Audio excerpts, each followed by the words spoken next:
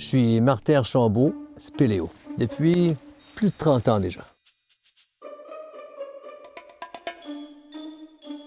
En 1989, donc, je commençais ma carrière d'enseignant et dans le bureau où on était, il y avait un interrupteur.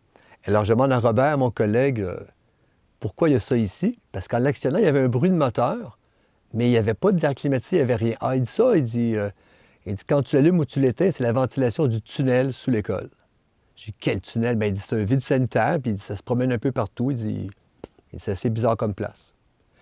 Une semaine plus tard, j'étais pas mal allumé, si on peut dire, et je me suis retrouvé sous terre, ou sous l'école, avec une lampe. Et je me suis dit, il faut absolument amener des enfants là-dedans. J'ai eu la chance d'avoir un directeur d'école qui a cru à mon idée, puis il a dit, ouais, on pourrait faire quelque chose. Pas des groupes complets, mais des petites gangs de 10-12, ça pourrait se faire. Alors, on a fait des inscriptions et j'ai dû refuser du monde parce que tout le monde voulait explorer le fameux tunnel secret sous l'école. Je pensais que ça durait une couple de fois. Et à ma grande surprise, ça a duré à peu près 25 ans. Pour un enfant, c'est de l'interdit. C'est une place où personne n'a le droit d'aller. Et nous, on avait la permission d'y aller. Et à la fin de la session, qui durait 10 semaines, les enfants avaient le droit d'écrire leur nom et plus tard, je serai.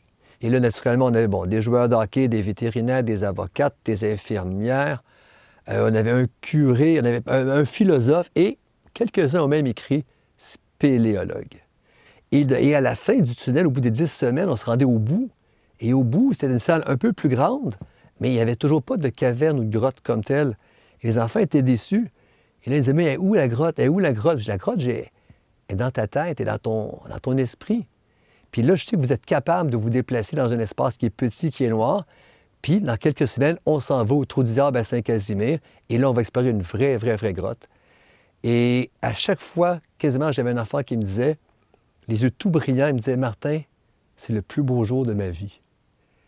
Et comme accompagnateur ou comme prof, quand un enfant te dit ça, tu peux pas avoir mieux que ça, là, c'est le top.